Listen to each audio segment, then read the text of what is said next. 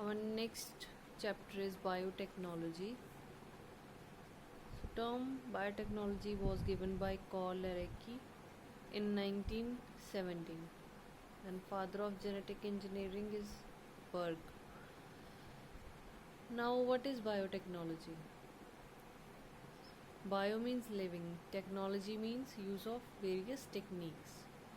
So now you can say use of living organisms to produce product. Any useful product you can make by using living organisms, their parts of body. Okay, so this is called as biotechnology. By recombinant DNA technology or DNA manipulation, genetic engineering or gene cloning, we can produce desirable products. It is based on the presence of plasmid in bacteria and restriction endonucleases enzyme. So, the modern biotechnology deals with the formation of transgenic animals. Like we have transgenic Escherichia coli. It's a kind of bacteria, as we have already discussed. Biotechnology is a technique of using various organisms to produce desirable product. Okay, जैसे हमें पता है naturally हमें available होता है सब कुछ जो भी हम आज के टाइम पे यूज़ कर रहे हैं चीज़ें, but with the development of techniques and technology, we can manipulate the genetic material also. Living cells को हम मैनिपुलेट कर सकते हैं, उनके डीएनए को हम मैनिपुलेट कर रहे हैं to produce large amount of products, desirable products with desirable phenotype और प्रोडक्ट्स. ओके, सिंपली ये मीनिंग है इसका कि कोई भी चीज़ हमें चाहिए तो उसका यूज़, उसका बेनिफिट ज़्यादा लेने के लिए हम इस टेक्नोलॉजी का यूज़ करते हैं. So on the basis of two principle, this technique works actually. So biotechnology is the integration of natural science and organisms like cell, their parts, molecular analog जो organisms के होते हैं. ऐसा नहीं है कि आप complete organism, कोई बड़ा organism हो उसको as it is आप यूज़ कर सको. ठीक है, तो उसको यूज़ कैसे किया जाता है, उसके सेल्स आप एक्सट्रैक्ट करके उसको मैनिपुलेट कर सकते हो, उसके जेनेटिक मटेरियल को, उसके बॉडी पार्ट्स को, जैसे लिवर हो गया उसको आप यूज़ कर सकते हो, या किडनी हो गया, किसी भी चीज़ का पार्ट आप लेके उसको मैनिपुलेट करके यूज़ कर सकते हो. Like we have other technologies also, जैसे test tube babies are there.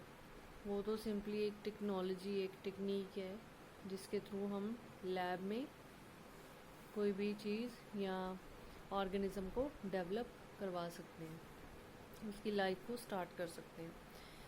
सो आप उसको रिलेट कर सकते हो कि लैब के अंदर ही हम जब डीएनए को मैनिपुलेट करते हैं तो we can obtain desirable products.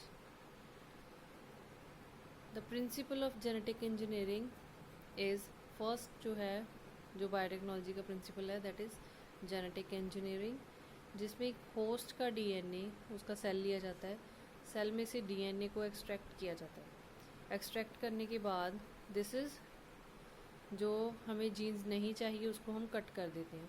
Like plasmid आपने पढ़ा होगा, ठीक है, इसको हम डिटेल में देखेंगे. This is just an introduction.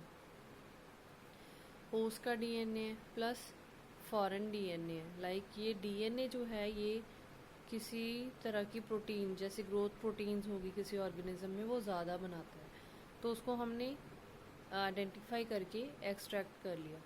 Extract करके उसको जिस ऑर्गेनिज्म के अंदर हमने ग्रोथ ज़्यादा करवानी है उसमें हम इसको डाल देंगे उसके डीएनए के अंदर.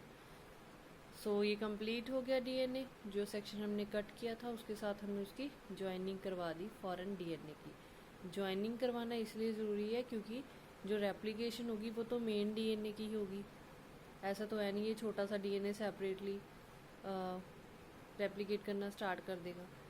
सो फॉर एक्सप्रेशन, कोई भी चीज़ को एक्सप्रेस करने के लिए साथ में क्या होना चाहिए, उसका पूरी मशीनरी होनी चाहिए सो दैट डीएनए की कॉपीज बन सके, डुप्लीकेशन हो सके और वो खुद को एक्सप्रेस कर सके, आगे सेल्स में ट्रांसफ़र होगी माइटोसिस से। Clear? So from the host and foreign DNA दोनों को कंबाइन करके हमारे पास क्या आ जाएगा, रिकॉम्बिनेंट डीएनए। रिकॉम्बिनेंट डीएनए तो हमें पता ही कि इसको क्यों बोला जाता है, बिकॉज दो डीएनए को हमने कट करके उनके सेक्शंस को रिकम्बाइन करके इसको बनाया है, एक न्यू कॉम्बिनेशन। सो जो नेक्स्ट आ जाएगा वो होगा केमिकल इंजीनियरिंग। इसमें हम जो भी, जैसे हम किसी लैब के अंदर काम करते हैं, वो हमें जो भी टेस्ट ट्यूब्स या कोई पेट्री डिश है या कोई और भी कोई भी चीज़ आप इंस्ट्रूमेंट यूज़ कर रहे हो तो आपने उसको क्या करना होता है, स्ट्राइल करना होता है, मीन साफ़ करना होगा। बायोटेक्नोलॉजी के अंदर आप कोई भी इंस्ट्रूमेंट यूज़ करोगे तो first you have to sterile. Conditions क्या होंगी, स्ट्राइल रखनी होंगी, क्योंकि माइक्रो ऑर्गेनिजम्स की ग्रोथ होने के बाद अगर तो वो एसेंशियल माइक्रोस्कोप्स हुए तो माइक्रो ऑर्गेनिज्म हुए तो आपकी जो प्रोडक्ट होगी वो यूज़फुल प्रोडक्ट बन जाएगा, जो भी आपको चाहिए होगा। अगर कोई अनवांटेड माइक्रो ऑर्गेनिज्म उसके अंदर ग्रो कर जाएंगे तो वो आपका एसेंशियल प्रोडक्ट नहीं बना पाएंगे, इंटरफेरेंस हो जाएगी उनकी। Here is you can see what is recombinant DNA. In this I have tried to show you the recombinant DNA with different colors, like here recombinant DNA is equal to DNA from one organism and DNA from another organism. This is recombinant DNA. DNA को एक मैंने show किया है blue colour में और second one is in red colour. दोनों के sections हम कट कर लेंगे। ये तो होगा जो डिज़ायर्ड डीएनए में चाहिए, लाइकवाइज इसके पास कोई यूजफुल प्रोडक्ट बन रहा है तो उसके जीन्स आएगी।